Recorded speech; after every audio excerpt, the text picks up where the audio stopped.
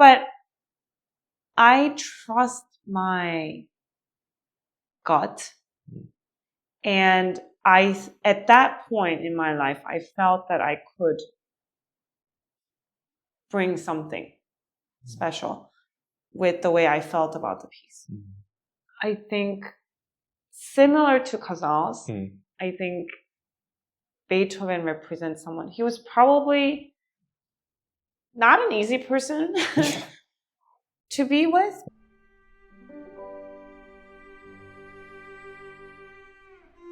Welcome to another episode of the Whole Note Podcast. I'm your host, Shin-Young Kim. The Boston Symphony Orchestra and the Curtis Institute of Music in Philadelphia are two of the oldest pillars in the classical music infrastructure in the U.S. The Boston Symphony was founded in 1881 and was considered the artistic home of many renowned conductors, such as Sergei Koussevitzky, Seiji Ozawa, and many more. For the past 100 years, the Curtis Institute of Music has been the breeding ground for leading musicians of their time, such as Samuel Barber, Leonard Bernstein, Lang Lang, and many more. Our guest today, award-winning cellist Christine Lee, considers both of these historic institutions her professional home. She shared with us how she juggles her dual life in the BSO and Curtis, her relationship with the Schumann Cello Concerto, and much more. Thank you so much again for joining us today. If you enjoyed this episode and would like insight into the lives of other incredible artists, please like this video and subscribe to the channel. We hope you enjoy. Thanks. All right, Christine, thanks so much for joining us today, and thank you for having us here at your home here at the Curtis Institute of Music. Oh, thank you for coming all the way to Philadelphia. So happy to meet and finally chat. Yeah. Yay, home podcast. Well, I've been a huge fan of your playing for a while now, so I'm really excited and honored to talk to you about your work. So, thank you. Yeah. So, you're currently teaching here at the Curtis Institute of Music, your alma mater, which you started back in August, right? You were appointed here. And so I'm really looking forward to talking to you about your life as a teacher here at the Curtis Institute. But before we do, I want to talk to you a little bit about your life as a member of the Boston Symphony Orchestra, a position you won last year, I believe, along with two other cellists, Jonah Ellsworth and Rorik Cunningham, if I remember correctly. And Rorik was actually a guest in a previous episode. So, oh, wonderful. Yeah. So, but before you joined the Boston Symphony, I know that you were quite active in the international competition scene and having had success in many of them. Can you talk a little bit, I'm curious, about how your work and preparation for those competitions helped prepare you for your BSO audition? And furthermore, what are some parallels that you've drawn between your work as a soloist and chamber musician and your new life now with the Boston Symphony? Mm-hmm. Thank you for the question. I like this question a lot because I believe that there's still this stigma about what we do in chamber music and solo and orchestra is very separate and different. And yes, of course, technically maybe there are different things. And I won't state the obvious, but in the end, it's still the pursuit of capturing that special expression and creating moments that we share with our audience. And in greater sense, I think we're here to serve the music. And I feel that we just want to also be closer to music and be our best selves possible. And I think whatever you do in that sense, whether you're playing chamber music or in orchestra or performing solo recitals or concerto, I think that doesn't really change. I think thanks to the experience of playing in competitions and preparing a lot of rep, I wasn't overwhelmed by the rep list for the audition for BSO. I think in a way I enjoyed having this focus on the excerpts, and it's not the whole piece or the whole movement, even sometimes it's only those 20 measures, let's say. And it gives you an opportunity to focus, really deeply focus on making those few measures perfect. Right. And sometimes in competitions, it can be overwhelming because it's maybe 2 recital programs, 2 concertos. It's a lot.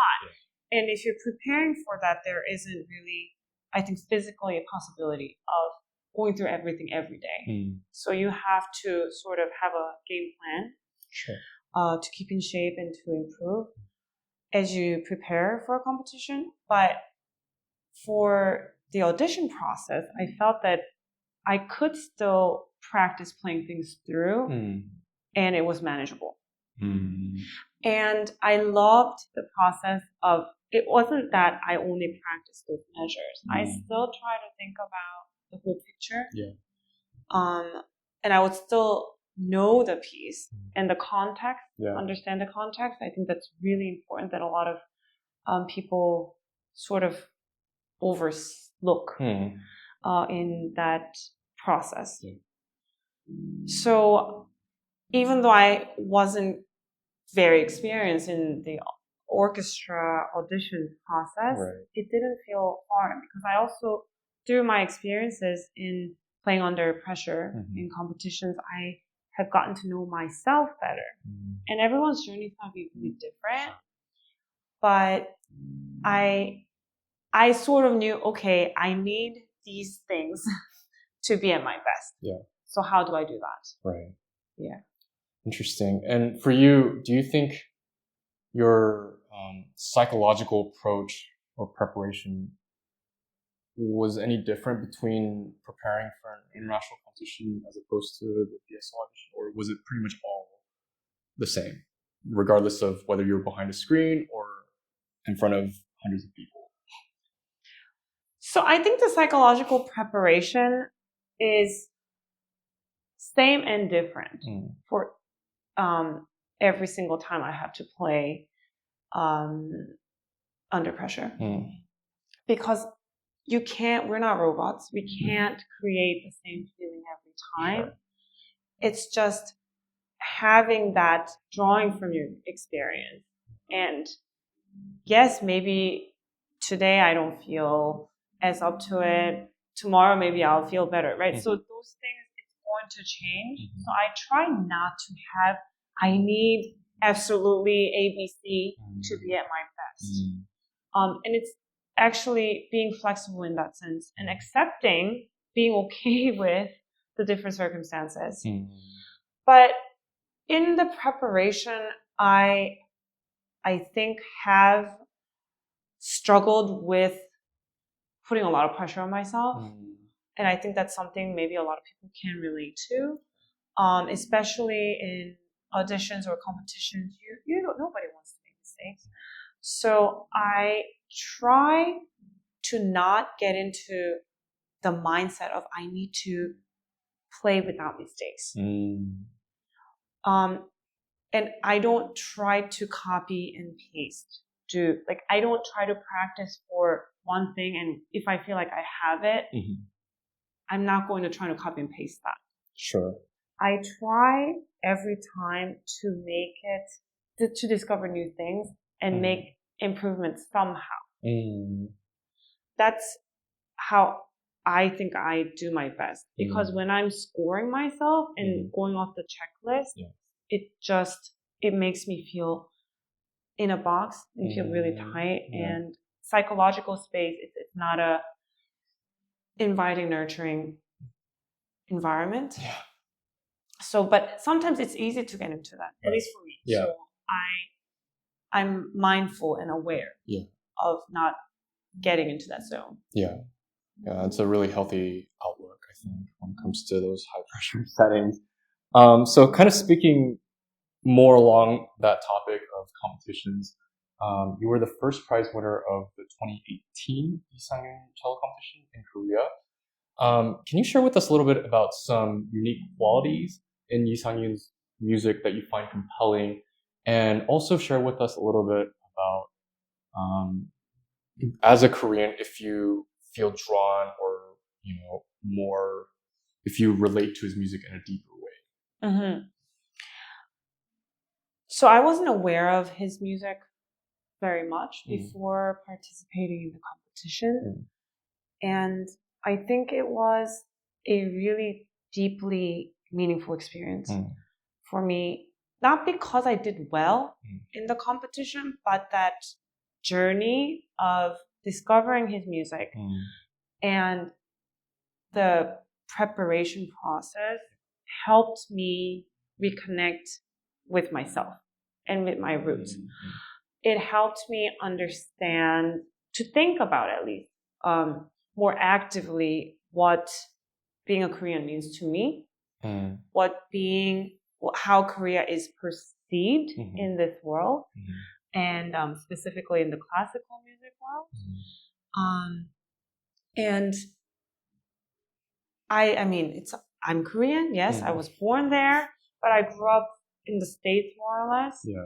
And Korea also has been evolving as a country a lot. So understanding my relationship with what it means for me to be Korean, right? So, and everyone is going to have a different journey in that discovering self-identity.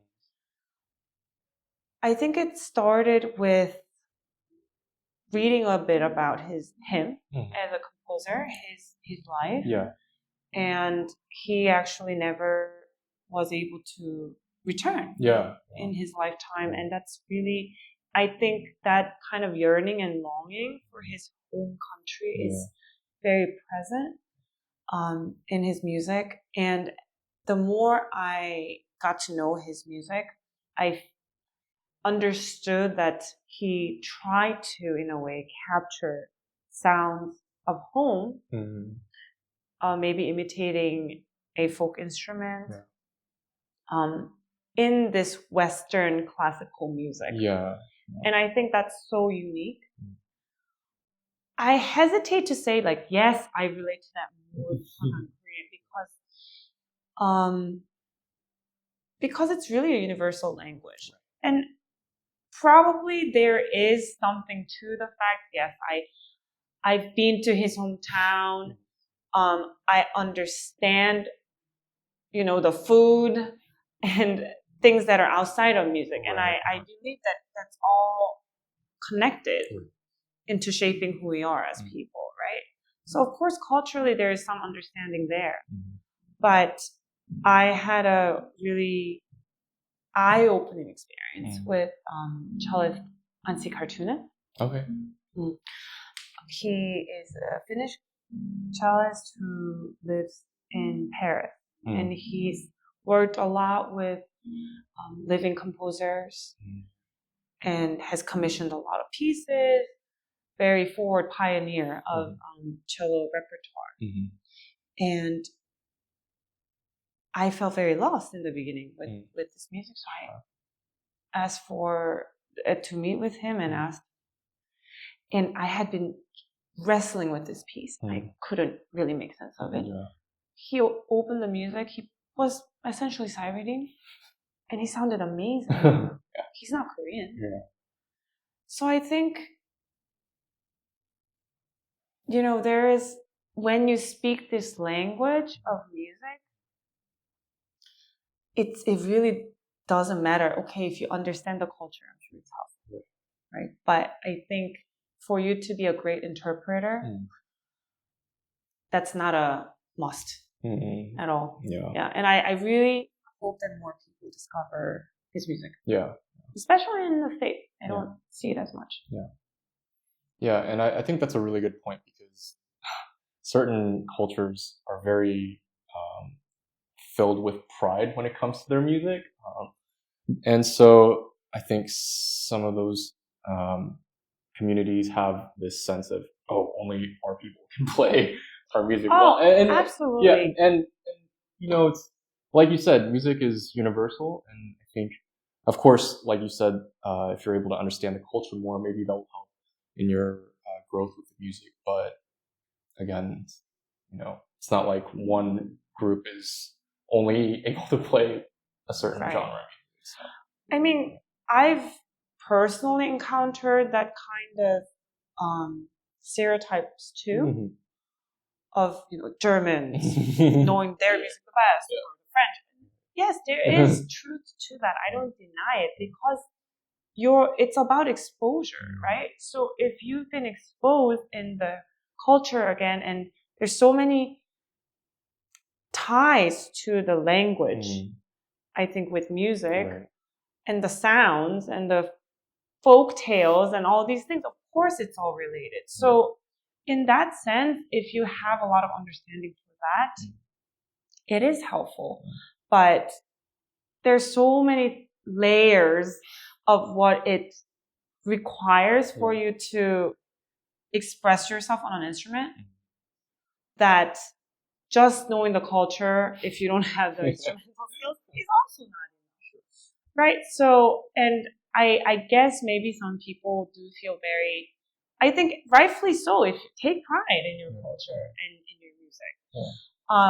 But that doesn't, I think if you have the love for it, then you want to share. If it's a good news, you want to share with others. And I think it's actually, I don't think music was intended to be not shared, right? And so if it's creating divide and hate, then I think it's being misused.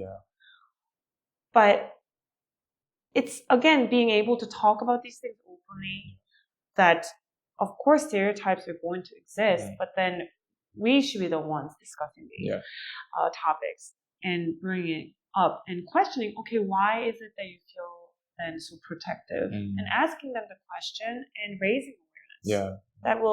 That's, I think, the first step in changing people's attitudes. Good. And you alluded to this a little bit, but speaking of your roots, can you share with us your musical roots and how you came to the cello? How I came to the cello.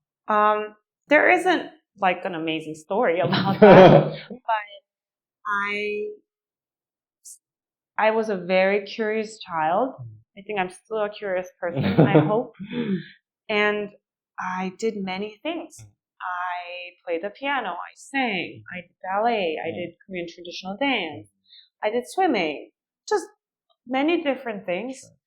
The cello came about in a way that my singing teacher recommended that I try playing the cello. To my mom, actually. It wasn't directly.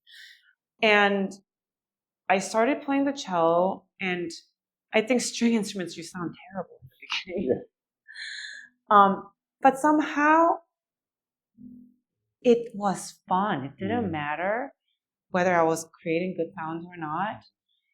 And I believe that everyone has their sort of like inner animal thing. I believe everyone has an inner spirit, or maybe inner spirit, and the voice that speaks to you, and it's represented in a maybe the octaves the range that this instrument captures, or maybe the timbre and the sound that it has. But I think somehow cello was that right tool that clicked with me. I think the music was always there, but when I met cello, somehow it clicked more that I was able to be more free than playing the piano or singing. Sure. And so I think my progress in cello was faster than other things that I was doing. Sure. And I think it's really positive encouragement that sort of brought me here, because I liked being good at something. And I liked also the hard work that it entailed, that it required of me. I enjoyed having a goal and seeing improvements. And I could see it with the cello, and it made me, in a way, work harder in that sense. And I think that's how, it wasn't that I planned, yes, I'm going to be a cellist and this is my life. It was more gradual than that. And I'm curious, did you ever ask your voice teacher why she thought you should? No, because I lost touch. if we cross paths again, I would love to. Yeah. I'm so glad cello is my instrument. Yeah. I do think if I analyze it, I love the range. It's very comforting. It's close to the human voice. I also love the physical involvement and that it's so close to our heart. Right. And it vibrates on your body, literally on your heart. And I think I love that physical sensation that cello gives. Yeah. And at what age did you start the cello or transition? I was around 7 when I started. Wow, so you must have been like really young when you started voice lessons there. Probably maybe just 6.5. Okay. It wasn't that I was going on. I did a little bit of this and that. Okay. That's nice. And so, switching gears back to competitions a little bit. So on YouTube, you have these incredible recordings of the Schumann Cello Concerto that, a couple of them you played at the final rounds of the Queen Elizabeth back in 2017, I believe, and the Isang Yun in 2018. And it's funny, I'm curious to know also why you chose the Schumann Concerto, because that's not a piece that a lot of people would choose to play in the final round of a competition. But moreover, what is your relationship with that particular concerto? And I'm curious, how have you grown as a musician as you've grown with the piece itself? I don't know how to answer that question. Let's start with why I chose Schumann. When I was deciding the repertoire for Elizabeth competition, I believe it was free concerto choice. And of course Dvorak, Shostakovich, maybe perhaps more obvious choices. I knew that Schumann is not a typical choice in that sense, and it is challenging to make an impression because it's so elusive musically and physically uncomfortable also. But I trust my gut, and at that point in my life, I felt that I could bring something special with the way I felt about the piece. In hindsight, would I make the same choice? I think so. Okay. Because I know nowadays there's, what's in fashion, what's more popular. You can play the game of, okay, looking at the jury, is everyone going to be playing this? Or maybe I should go. Yes, you can think about all that, but I still feel that the most convincing performance you'll give of a piece is because if you love it. And it's that special connection and conviction you have. And it's that desire to want to do it. So that was the biggest reason why. And I remember having discussions about, is this the right choice? But it just was such a memorable experience playing at Flagey in a hall filled with people, and there's the Queen of Belgium, and it's just a wonderful experience, that competition. And when I repeated the concerto at Isang Yun about a year later, that was more of a practical decision because I had to learn several Isang Yun pieces. So I was thinking, okay, and there was a list of concertos, if I remember correctly. And I wanted to find a mix of learning new pieces and using some of the things that I feel really good about and comfortable. And knowing that I had to learn the Isang Yun pieces, which are quite challenging. I opted to, use the Schumann Mm. again. And I think every time I come back to this piece, that's the thing about masterpieces. There's the genius of these composers that you always discover something new. And I've been thinking recently a lot about, yes, reading the score, being faithful, all that, but what does it mean to go beyond that? Mm. Yeah.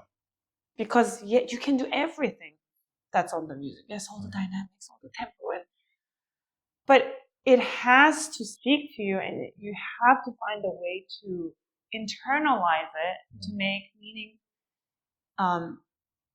for yourself, to be the interpreter and put something out. Yeah. Right? So that's, if I can dare say, I think that's where I try to focus my energies on. Whenever I come back to this piece, okay, notice everything, observe everything. But what is beyond that? Mm. Wow. And it's so special to come back to pieces that you know well, and you're so humbled by that experience because you notice, wow, you hear this new thing, and then you have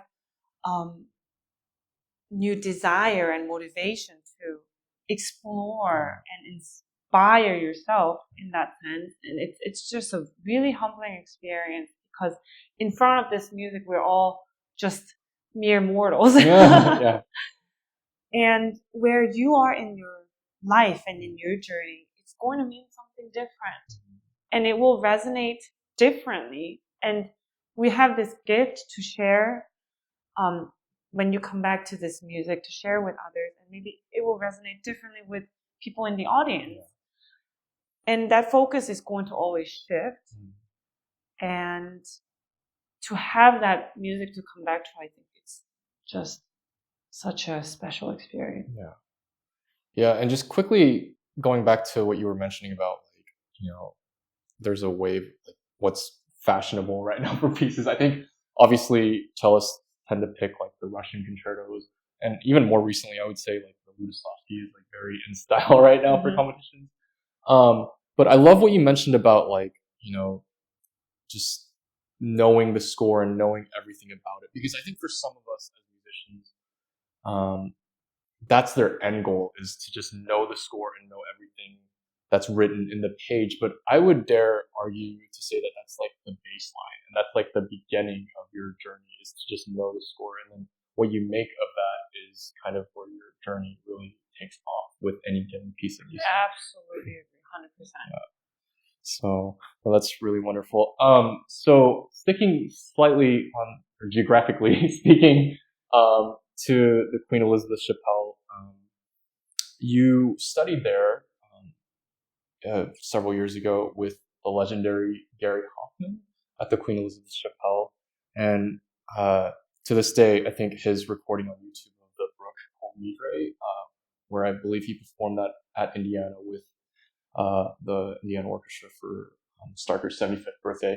But anyways, I believe that recording legendary. is like, probably the best Midre on YouTube of all time, really. So can you share with us a little bit about your work with Mr. Hoffman and the musical things that you've gained, and how your musical outlook has changed since working? So I'm eternally grateful for my time that I had with him in Belgium. And I don't want this to sound as if I'm taking anything away from how amazing he is, because I think he's amazing. I think he is a type of musician and person who inspires. But we have to put it into the context where I was. Was I ready to be inspired? Right? I was in a different place, different culture again, different language, all those things. So it was overwhelming at times.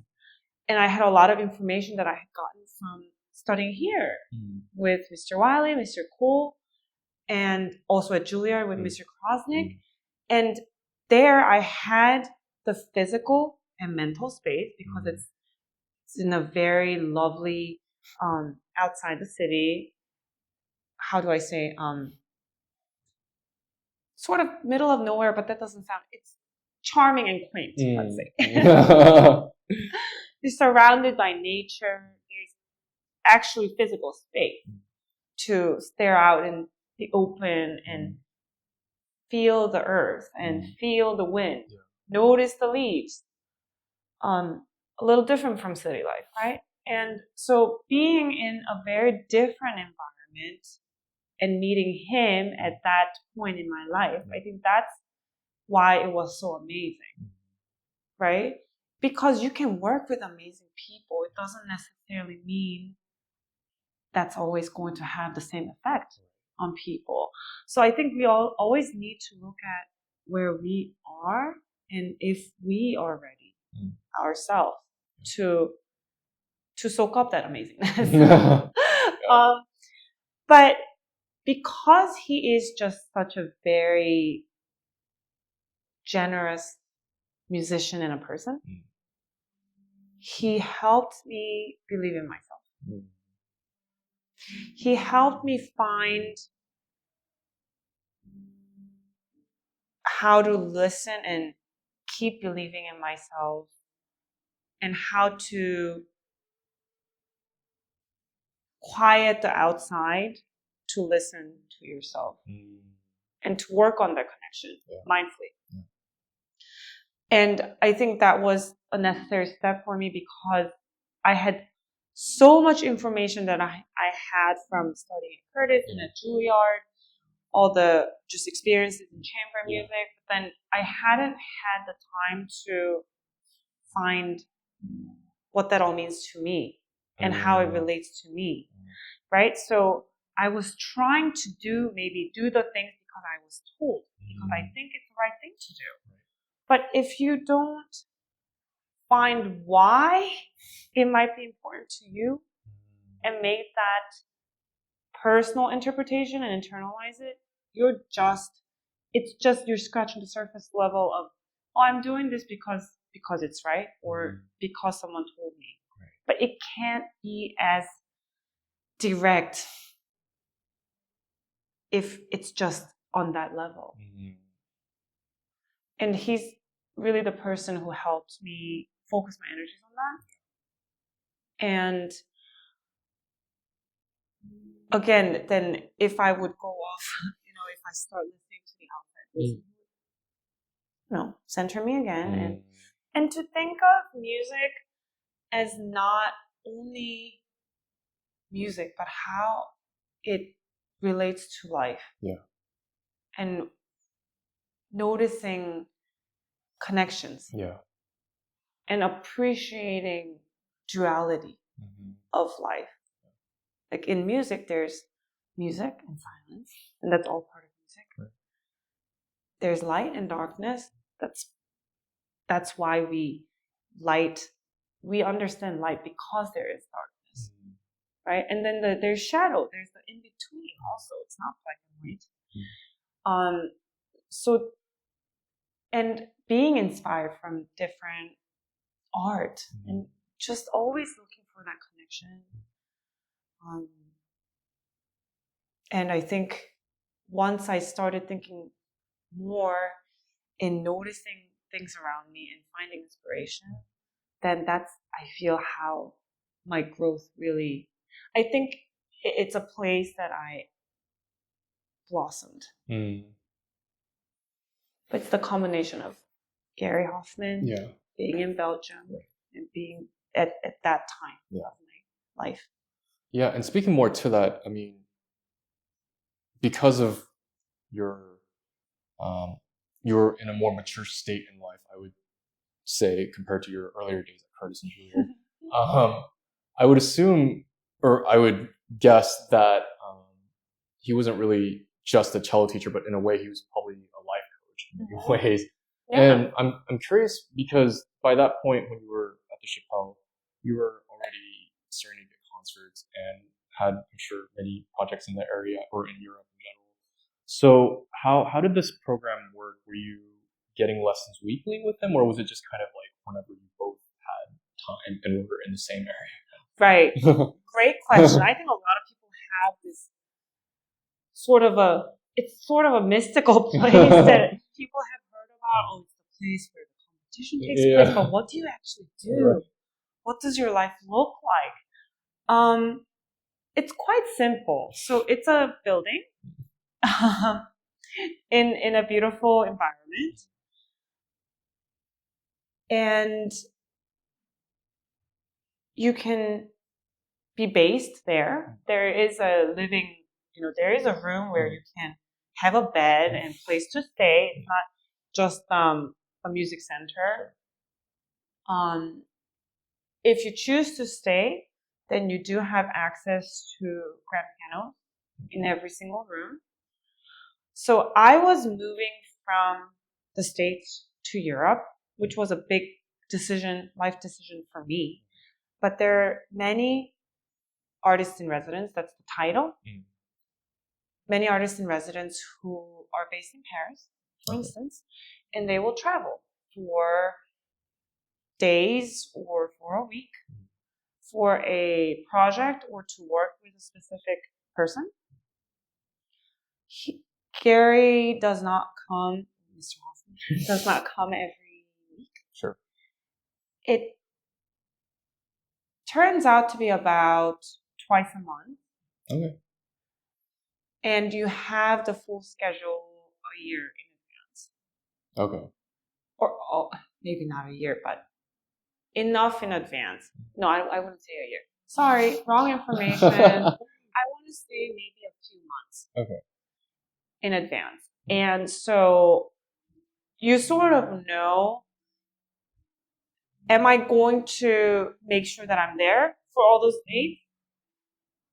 And are the concerts secondary, or are there concerts that I really must accept, even if I miss the opportunity? So it's your call in that sense. Again, I think for me it was a great balance because I could prioritize the dates where I would have the opportunity to work with him, and then if I didn't, then I would travel and accept the concerts, do my project, but because of that place, it's soundproofed really well. So I was jet lagged a lot, and I could practice anytime of the day without bothering anyone. And it's almost a retreat-like environment where there's nothing else, and it's music and you, and you dive into it, you live in it, you breathe it, soak yourself up, concentrate, music. And then you leave and there's life. I think the only danger is if you don't have that balance, then you could almost get lost in that wilderness. Yeah. But for me, it was a great balance. Yeah.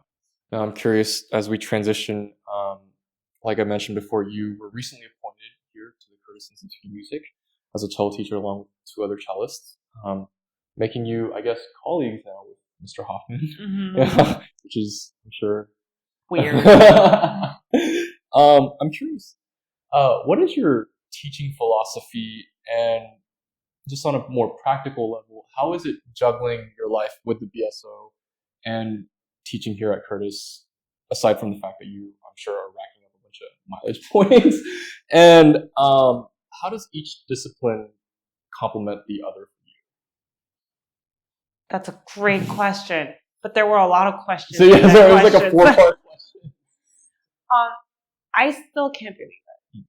The fact that I'm colleagues, right, with these great artists. Just earlier today, I ran into Mr. Askenazi, and he's, oh, you're my colleague. Haha.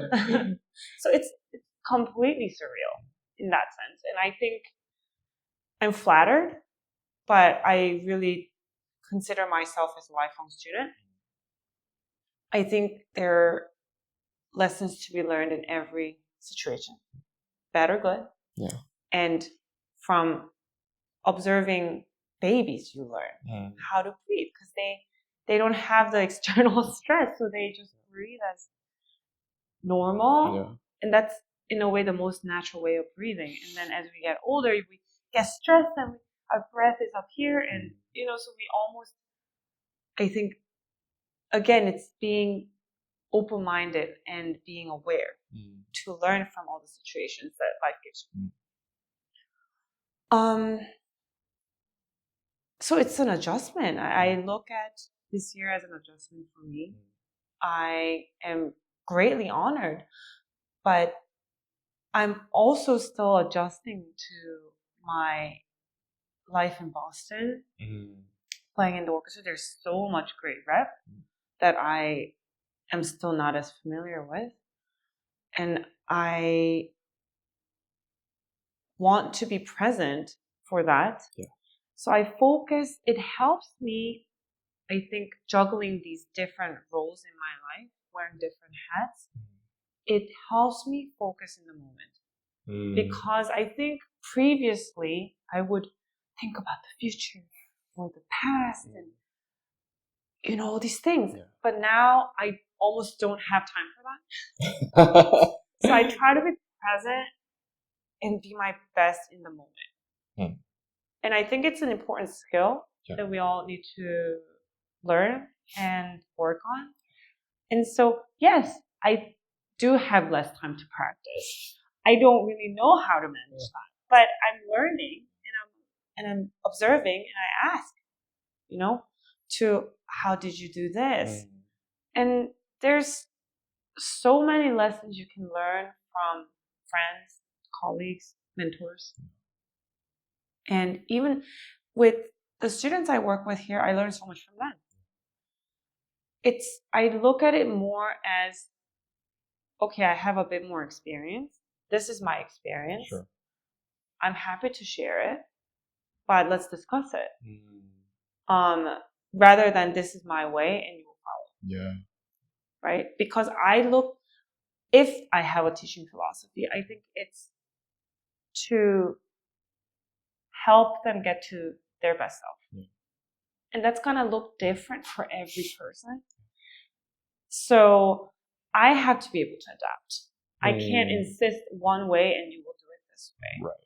Right? So I think it's not only that I can teach the cello. Yes, we can talk about the technique, all the foundations, and the fundamental things that's required of us. But how we get to that point, how we understand that is going to be different. Yeah.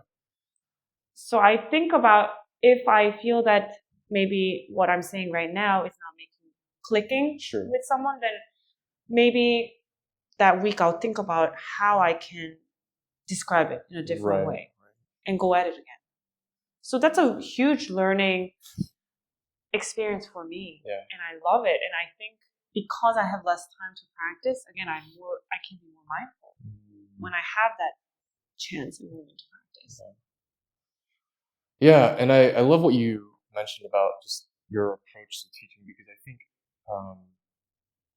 I would like to think it's more of an outdated style of teaching, but there was a period of time where teachers just were very kind of militant, where they were like, you do this, you do that, this is what's written, here's my fingerings, like stuff like that.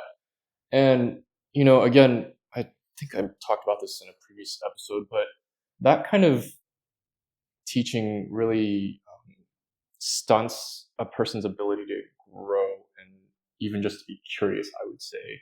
So, I mean, I'd like to think that a lot of the younger teachers now have more of the approach that you have, where it's like, let's talk about it, let's dive into like why these markings are there, or like what it is that, like what kind of colors, what kind of imagination is in your head when it comes to this particular phrase.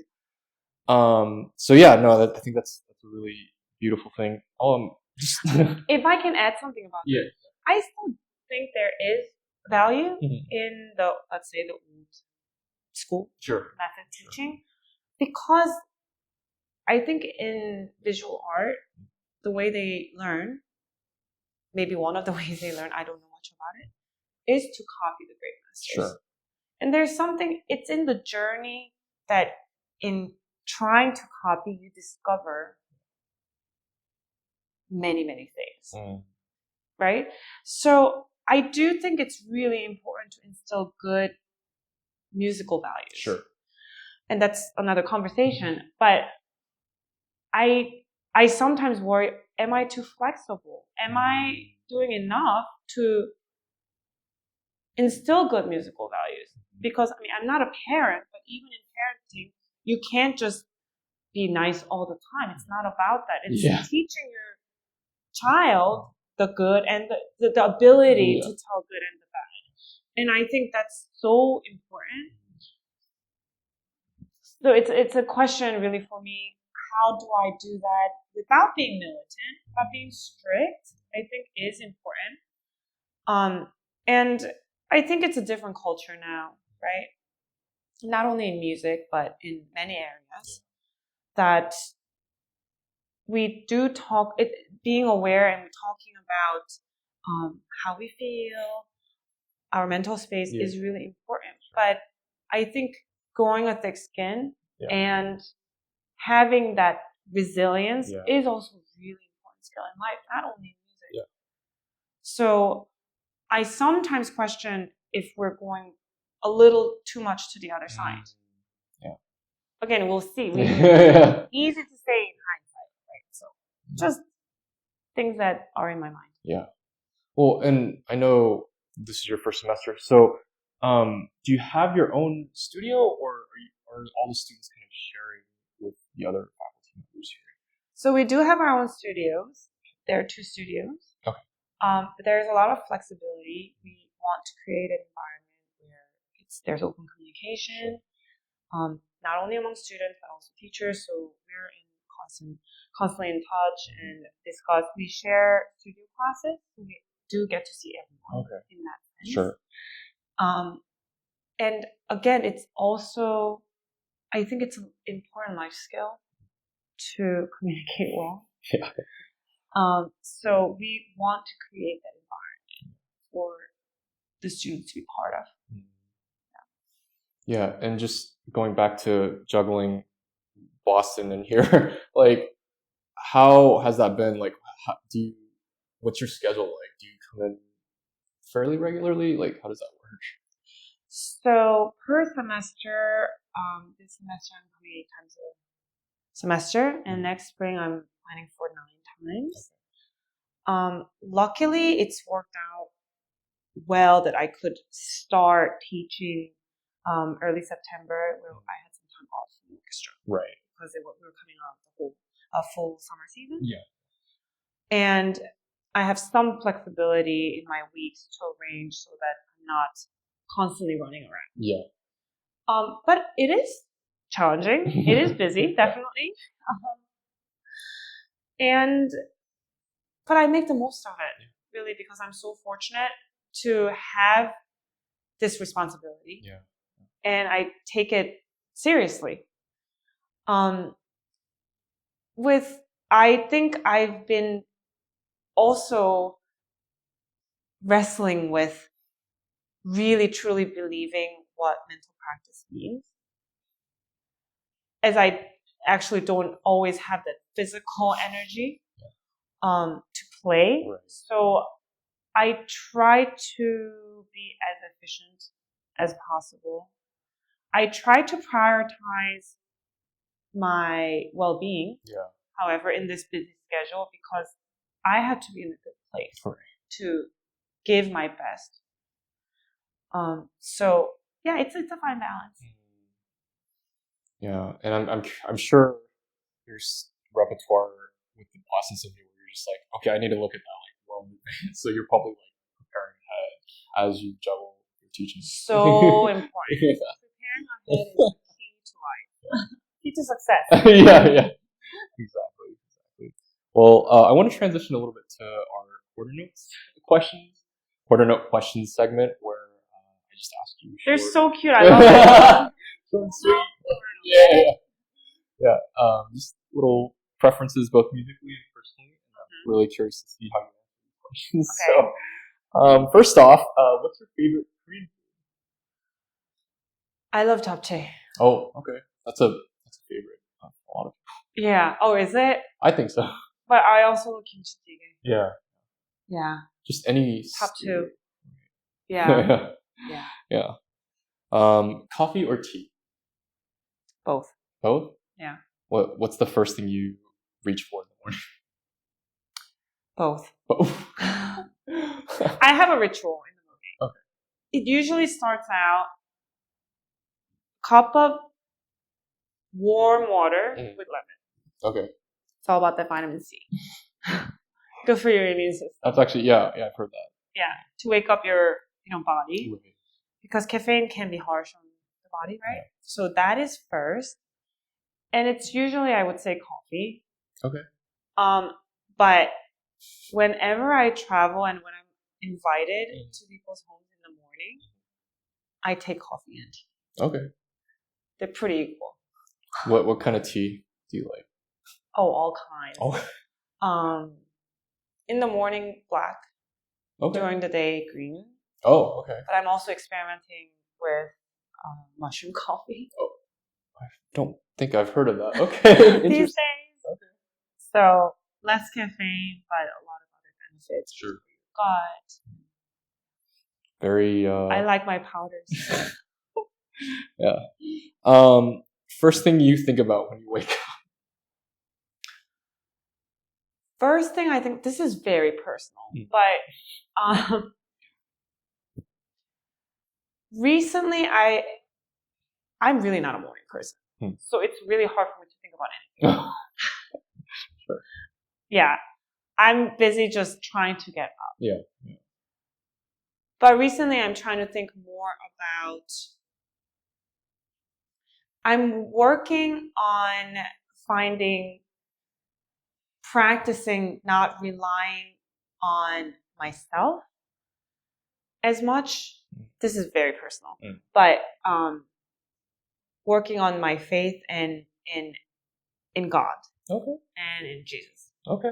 And I'm working on my faith in that sense. That's amazing. Yeah. So less about me and so I try to connect in that sense with the higher being upstairs.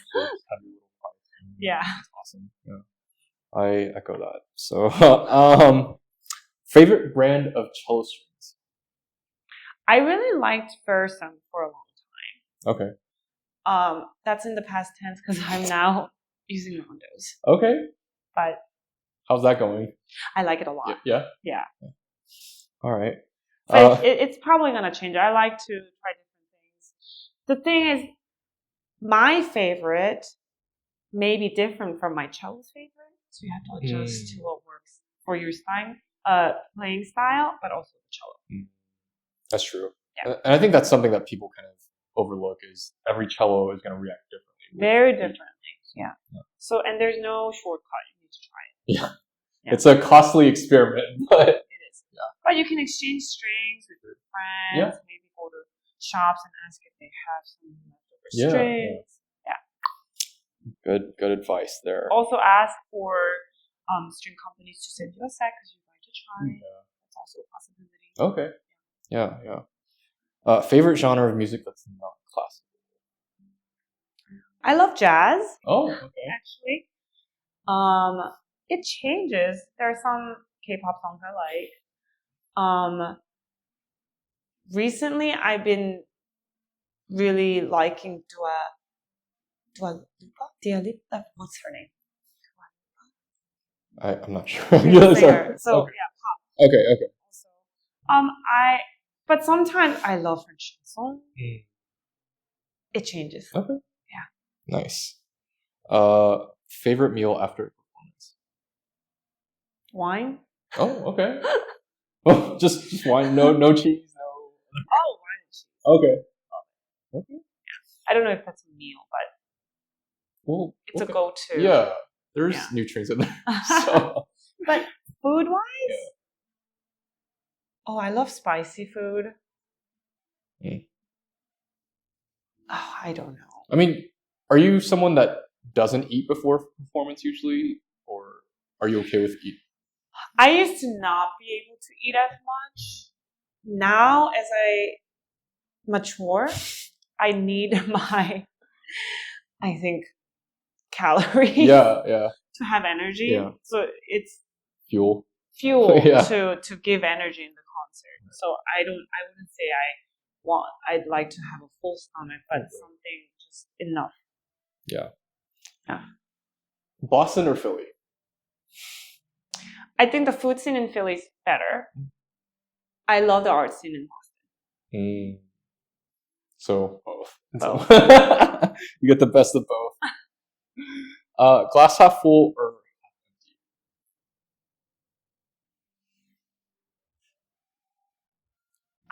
I would say glass half full. okay? The thing is, I'm such a Libra in this sense. I think it's both. Because I want to be grateful for everything I have, but I'm always striving for more. Okay. I like that. Yeah. Yeah. Yeah. One thing you absolutely can't be without before a performance. And I don't have that. Oh, you don't have that? Okay. Yeah, I don't have that because, again, I don't want to tell myself I need something absolutely. Because it will stress me out. Okay. If I don't have it. So you don't have like a ritual or anything before a performance usually? Or because right now I'm working on this not relying on myself thing, I try to then again have a little moment to really practice that and believe that. Oh. Yeah. That's really deep. I like that. You might have already sort of answered this, but early morning or late night practice? Late night. But I'd like to work on maybe being able to do early morning practices. Yeah. Because of now the traveling and the teaching. Sometimes I just either don't have any energy left at night.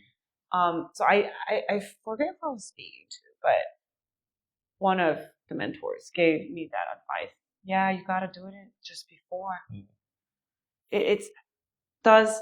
So this is how he put it. He said, do you teach worse because you practiced? Yes or no? And I said, no. Do you practice worse because you've taught all day? That's probably a yes for me. So with that, then I reached the conclusion, okay, well, ideally I need to practice before. But sometimes it's inevitable, and I always practice. Yeah. Well, and I think just the nature of, what we do as musicians, we just naturally gravitate towards the evenings because that's oftentimes when performance. At night, exactly. Yeah. So it's hard as a musician to be a morning person. I think so. That's what I tell myself. But look, if you have children, that's a totally different question. So, I mean, and I see plenty of them in the orchestra. So you got to make it work. Yeah. Favorite orchestral excerpt? Oh, I thought about this. So initially, I wanted to say Beethoven 5, the second movement. Yeah. But this past week, we played the Saint-Saëns Organ Symphony. And there's the end of the first movement, Hoko Adagio. It's probably one of the most spiritual places in music, at least for me. Yeah. Just so beautiful. And that's been just replaying over and over in my head. Yeah. So, yeah. Right. I don't know if this is, it's not considered like an excerpt, but I guess Dvorak 8 has always been. Oh, that's especially the opening. Of course it's an excerpt. Yeah. Well, for auditions. You don't see it as much. Least favorite orchestral excerpt? Also Beethoven 5. Okay. Probably. It's just so damn hard. Yeah. The key signature, the rhythm. There's so many things that are telling me about it. And the thing is, it's such a beautiful melody. It's so simple. But sometimes the simplest things are hardest to achieve. Yeah. So. Head and D. Yeah. Yeah. Favorite symphonic work or symphony? Oh, I'm obsessed with laureate these days. Okay. Yeah. I think it's a massive piece. And just the text of the symphony is amazing. Mahler uses things from Goethe and Faust, I think, I believe. And it's in the key of E flat, and I think it's just so uplifting. Yeah. Have you played it yet with this Boston? We did it 2 weeks ago. Okay. I didn't play, but I heard it. Oh, okay. And it was such a gift. That's awesome.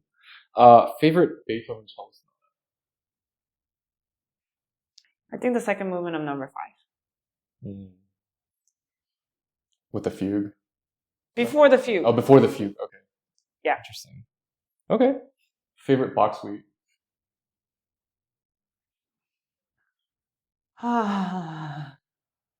Probably 6. Mm. Again, I love that the music, for me, it represents reaching for the sky. Yeah.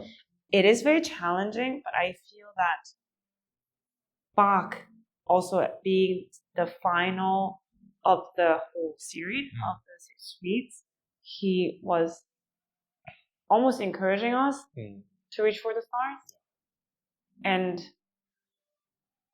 the D major, it's that key is also so open and exuberant, joyful. Yeah. Well, and I think composers in general are very intelligent when it comes to picking a certain key, and obviously D major represents a very joyful tone in general. So yeah, it's a very happy vibe with that whole. Also, going back to what I mentioned earlier about how the cello feels, there are a lot of open strings in the key of D major, and there are opportunities to feel that vibration. Yeah. Beautiful experience. Right.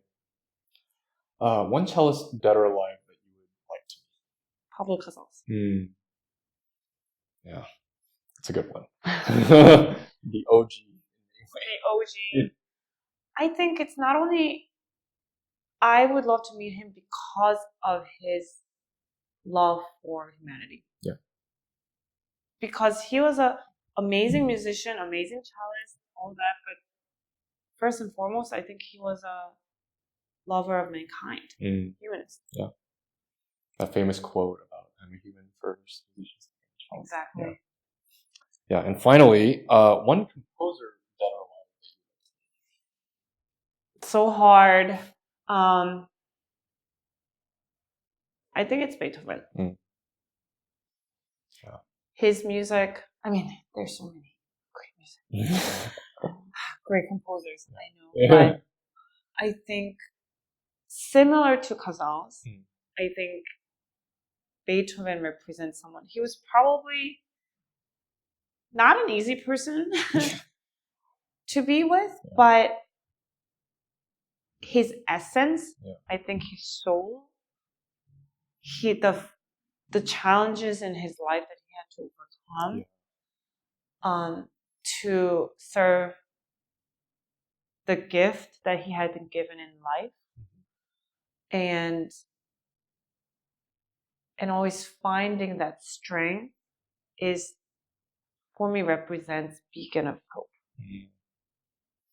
Yeah, and I think specifically as cellists, we have a lot to be thankful to him for, just because, I mean, prior to his life, the cello was still more or less considered like a secondary, also continual instrument. Right. And I mean, of course, even throughout his earlier life, he kind of saw it as such, but then he really, during his middle period, like opened it up with like the Opus 69, the Rome kind of triple concerto, just really like opening our minds with the possibilities.